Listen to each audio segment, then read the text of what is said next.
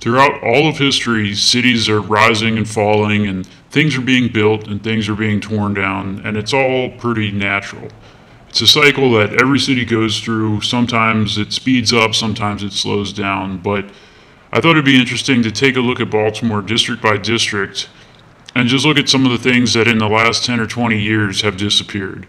In some cases, it's factories, schools, cultural institutions. In other cases, it's entire neighborhoods.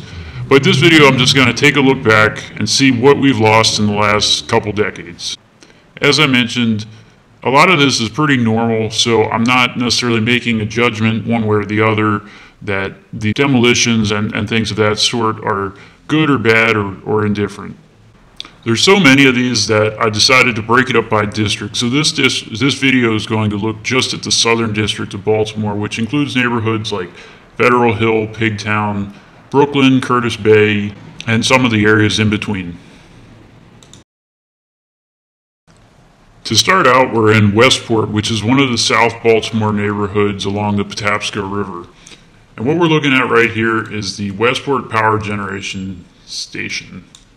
This is a power plant that functioned for over 100 years.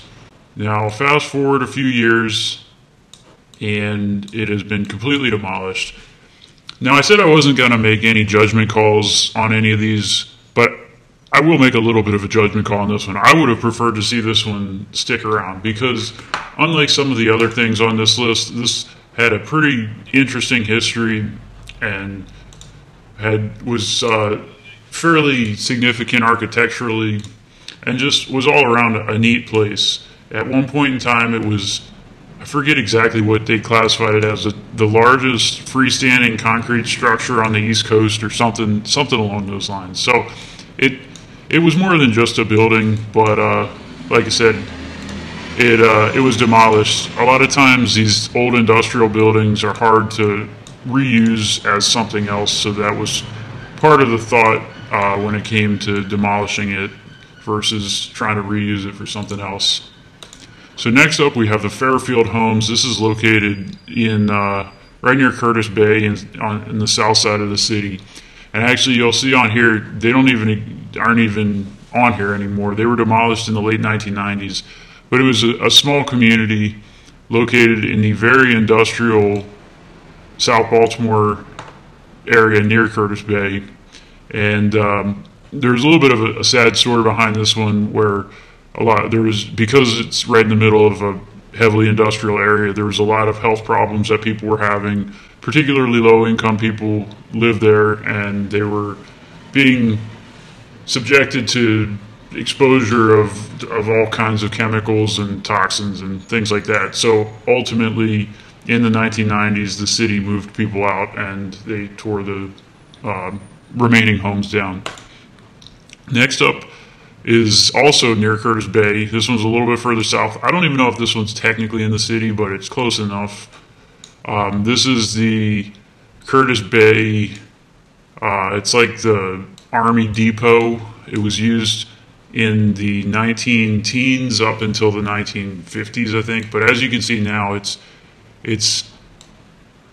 you can't see street view or anything like that because it's an Army facility. But if you zoom in, you can see it's just old warehouses that are caving in and falling down. And then you look at all these other, I'm not sure if these were barracks or storage buildings or what they were, but they're also obviously in rough shape, and there's minimal use going on at this place. I don't know, I guess there may be a little bit here and there, but the vast majority of it is not currently in use. And here's a little bit more about the Defense Logistics Agency Curtis Bay Depot, and that was what it was back in the 1940s or so. Anyways, there's another one. There's been some talk of trying to redo it into parks and athletic facilities and things like that, but I think, as you can see, there's some questions if that would be the best idea or not. All right, next up we have in Westport, which is another South Baltimore community, and what disappeared in these neighborhoods was two different public housing projects. So The Westport homes down here, as you can see, big open field. This is as of 2019, big trash-strewn open field. But if you go back, let's see, you got to go back a little bit further than that. Go back to 2007, and this was a large public housing complex with that at one point in time had hundreds of residents. And then fast forward, it was completely demolished and has been nothing but an open field for the last 2 decades since, or decade and a half since. Again, I'm saying all this not to say it's a good thing or a bad thing. There's obviously justification for why public housing projects would be torn down. But just it's interesting to know your history and see what used to be there while we still can. I guess Google Maps will be around for a while, but it's interesting how much it changed. And then this is another one. Also, this one is right next door in Mount Winans. Same kind of deal, public housing. And then fast forward, 2011, it's still there. But then by 2019, it's just an open field.